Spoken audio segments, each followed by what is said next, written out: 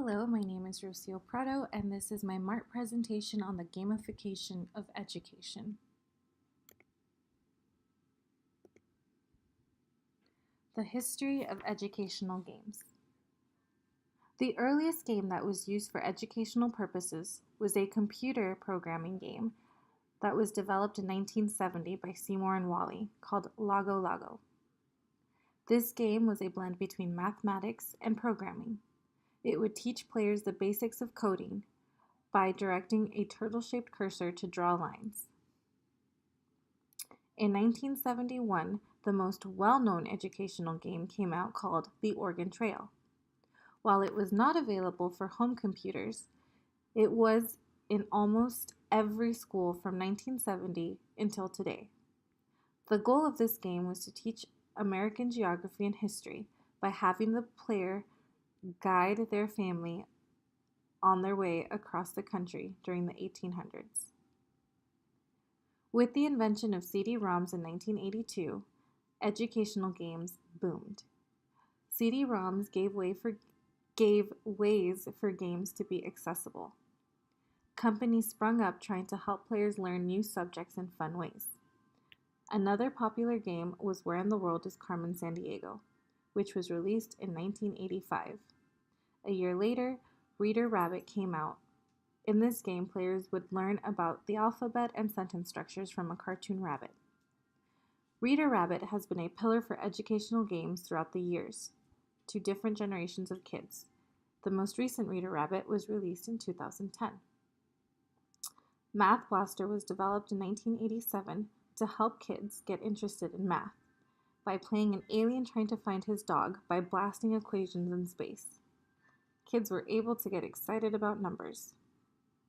The most important technological innovation for educational games in the past few years was the release of the Apple iPad.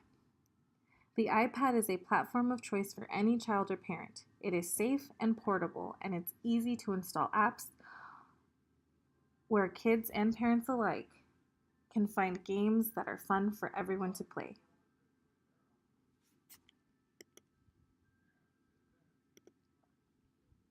What is gamification? Gamification is the use of game design and mechanics to enhance non-game contents by increasing participation, engagement, and competition.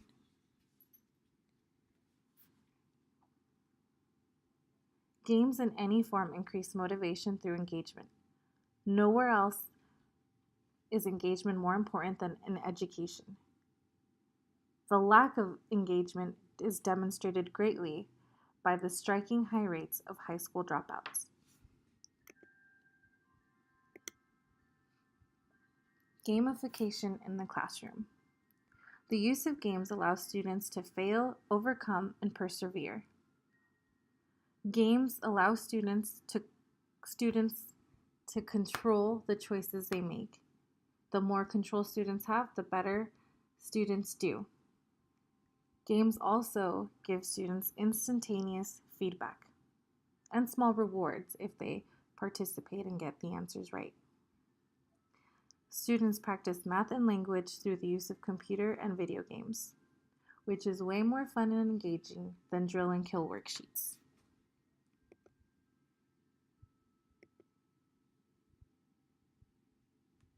Games have become a big part of our culture.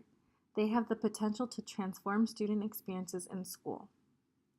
On average, by the time kids turn 21, they have played 10,000 hours worth of video games. That's the same amount of time they spend in school. People in North America consume video games more than movies and music. Studies show that video games are so addictive because they fulfill three basic needs: autonomy, which means being able to make choices; the need for competency, the ability to overcome challenges; and the need for relationships. Because of this, students are more likely to respond to the use of games in the classroom. Classroom gamification is more likely to be successful today because students are more willing to be an active participant in its implementation.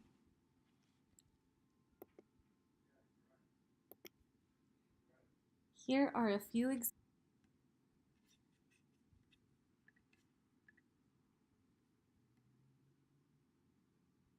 Here are a few examples of the games that I personally like to use. I do teach kindergarten, so I use ABC, yeah, and Starfall often. We use it every day actually during center time. They get 7 minutes on the computer because we only have 6 Chromebooks, so that's all we have access to. Um, but I really wanted to point out Kahoot and Quizlet. Um, I feel like these types of apps and computer programs have completely changed the way we do assessments. Of course, we always have to do formal assessments, but this could actually, Kahoot could and Quizlet could be used as a summative assessment, a diagnostic assessment, a formative assessment. It could be an anticipatory set. I mean, you can use these for just about anything. Um, Once I taught my kindergartners how to log in, which took quite a while, but once they figured that out, I mean, they love Kahoot. This is all they want to do. I feel like it's an easy format for anybody to follow. They get very competitive, um, just trying to answer what's the beginning sound of this of dog, and they have to find the letter D and click the shape. And I really appreciate that things like this have been created because it engages everybody, not just, the kids that know the right answer, because it gives everyone else um, a chance to try and to really be engaged in what they're doing, and to participate. It's a great way to review. It's a great way for me to know, okay, they totally don't understand what beginning sounds are, or they totally get what ending sounds are, things like that. It is instantaneous feedback. So I know right away, whoa, we need to take a break, look at this problem again. Most of us got it wrong. What happened? It's just, I really enjoy Kahoot and Quizlet because it gives me the ability to modify it to my students, which I think is amazing. And a lot of these are free. Some of them have like pop-ups or ads that if you pay, you can get rid of the ads. But for the most part, they are free, and there's so many more. I mean, these are just some of the ones that I like to use, but there was just pages on pages of free games for grades, kindergarten through high school, um, which I think is just amazing because all I had when I was younger was the Oregon Trail.